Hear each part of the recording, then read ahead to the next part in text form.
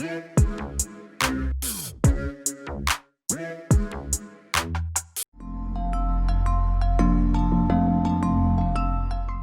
day, everyone. I'm David Paul. I'm the Managing Director of VectorVest in the UK. And today I want to look at the USA market, and then I want to look at several shares that I think can do well for us over the next couple of weeks, couple of months, if the general market heads up. It's a big, big day, as you know, the FOMC statement, and we've got results coming out from Facebook today, Amazon, Apple, and Google tomorrow. So a huge week for news. So that's the VectorVest composite, ladies and gentlemen, of the USA markets. Now, this is an equally weighted index of the 8,000 plus shares that we follow on the US markets. And as you can see, I've overlaid the VectorVest medium-term market timing model. And I hope you can see those green and red triangles. We saw a red triangle in February, just before the huge sell-off. And then the last green triangle, which tells us that it's safe to be in the stock market, occurred on the 6th of April. And I've been building positions in the US market since that time. And I've reported on those on many occasions in this series of videos. As you can see at the moment, the market has broken above the June the 9th highs. But if you look at the line studies below the price, folks, there is a warning signal, especially in the green line study, which records the VectorVest buy-sell ratio. VectorVest allocates a buy, sell, or hold recommendation to every share in the market every single day. And we keep a tally of the number of shares in the buy divided by the number of shares on a sell.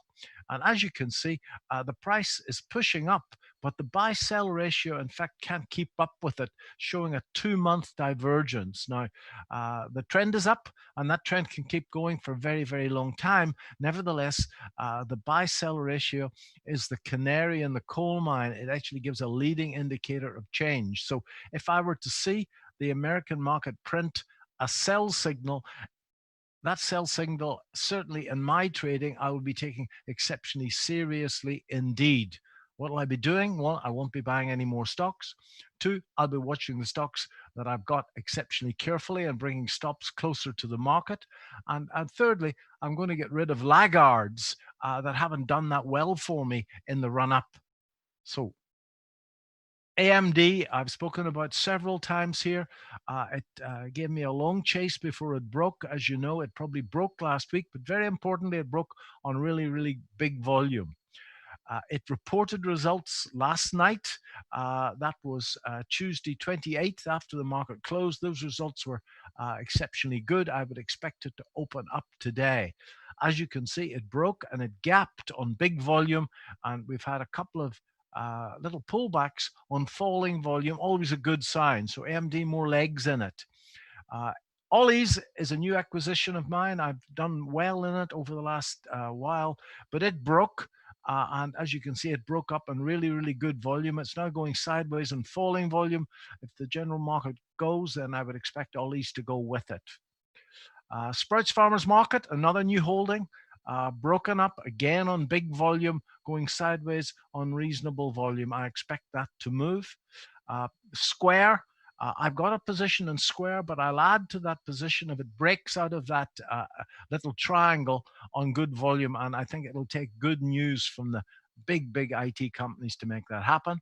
And finally, I've been holding the GDX for quite a long time. Clearly, the GDX is a function of the gold market. It's had a great run. Gold, I think, will pull back a little bit from here. It's not showing any signs of doing that yet, but I think it will. But I believe that that'll be a pullback in this gold bull market. And those of you that have got the stomach for it could actually use the GDX to keep a core position in gold. For me, that's a leverage position. And as soon as I see any weakness in gold, I'm going to get out of it and bag the 50% profit. But I think very strongly that you should consider a core position in gold over the next 18 months. Thank you very much indeed.